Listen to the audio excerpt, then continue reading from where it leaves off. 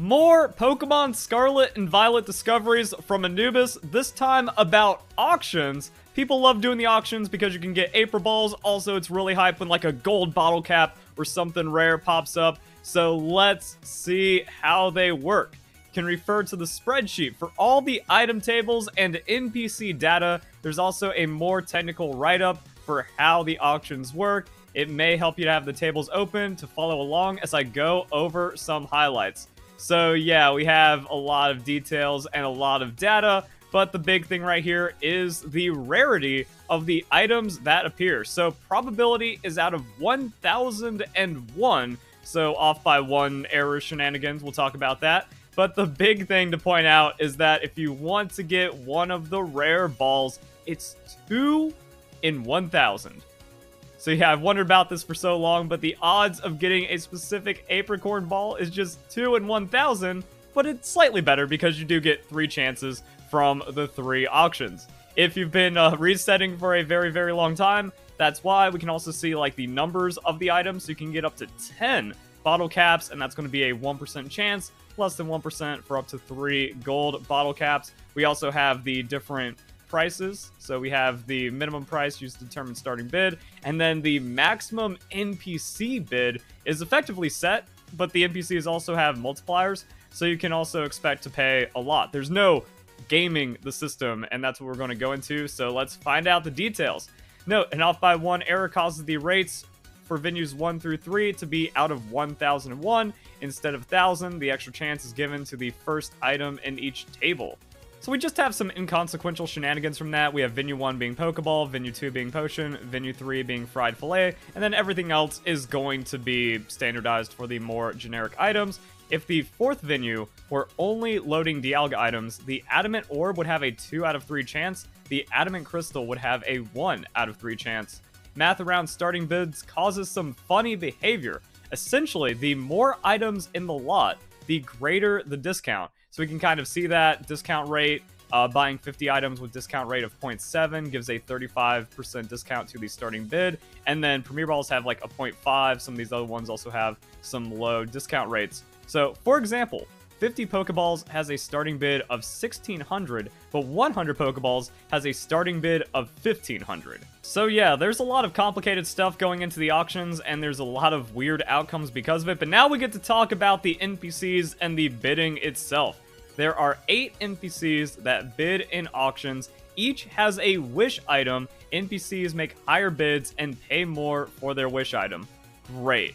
NPCs each have a special line that displays when they see their wish item. Here, the Moonball fan drives up the price to 400k. So if you see the little dialogue that pops up, it means you are screwed. So go into it and then boom. Time to empty the pension.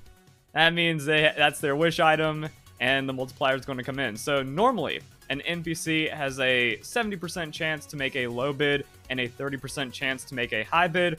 Wish items, NPC has a 30% chance to make a low bid, 70% chance to make a high bid. Here's the multiplier for the higher budget as well. So we go over here, we go to the auction NPC stats. Yeah, just a lot of fun stuff. And like you can see the different ones, so Moonball, Dream Ball, and of course the bottle caps, gold bottle caps, and some of the other items that don't really matter. But the base budget rate 1.8, and then the wish budget knocking up the price, increasing the maximum bids, and all of that other fun stuff. And then in the Google Doc, there's pictures of the NPCs, so you can use that as a reference. 1, 2, 3, 4. Compare that over here, and so on. But is there a trick? Now that we understand the auctions, the NPCs, the wish items, the multipliers, and all this crazy stuff, can we make them quit bidding? Is there a Konami code? Unfortunately, most of this is smoke and mirrors. So no, you are not crazy. Trying every combination of low bids, high bids, real life, legitimate bidding strategy means nothing. Your choices don't matter. NPCs will keep bidding as long as it's under their maximum budget. Bidding low or waiting actually takes longer to get there. So there's no waiting them out. There's no just like spamming low bids until they like tip into some magical spot and then quit out. No, you're just at the mercy of the effective true price of the item mixed in with some NPC RNG depending on which NPC you get and what their budget multiplier is. And I don't even think it's worth it to where it's like, oh, but if I minimum bid here, I go into the multiplier and I get it cheaper. You get it cheaper by the price of like the maximum bid or something. So not really worth optimizing or anything like that. So there is no high, low, low, up, up, down, down, left, right to this. You just keep bidding max until you hit the sweet spot and then you get the item. And there's no trick to it. There's just nothing. You just bid, and really the most important thing is knowing the odds and seeing, oh man, the Dream Balls are actually super duper rare. I'm aware of some reports that having a Pokemon that evolves with an item in your party increases the rate of the item. Was not able to observe this in the decompilation or empirically. I reset the venues 100 times with 6 Sneasel in my party, got 0 Razor Claws. So once again, just more myths being perpetrated by the weirdos in the Pokemon community. I don't know. We see this a lot with like shiny hunting and stuff. So here's a fast way to reset the Porto Marinada Auctions. Save in front of them, close the game, turn date forward by 1, restart the game until you get what you want. So time skipping the auctions is going to be different than time skipping outbreaks and raids, which you can do without restarting your game, because the auctions are tied to the day-night cycle, which is actually more tied to real time passage. But you can kind of trick the game by restarting it, and then it's going to treat the actual time saved instead of just checking if the date rolled over. So yeah, then you just kind of have to reset it like that.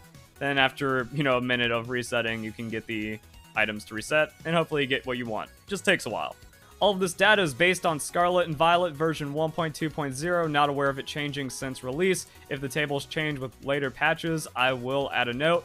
Potential with DLC, and that's kind of it. So really, it's just about fast resetting and being at the mercy of RNG, and then not really being able to do anything about the prices.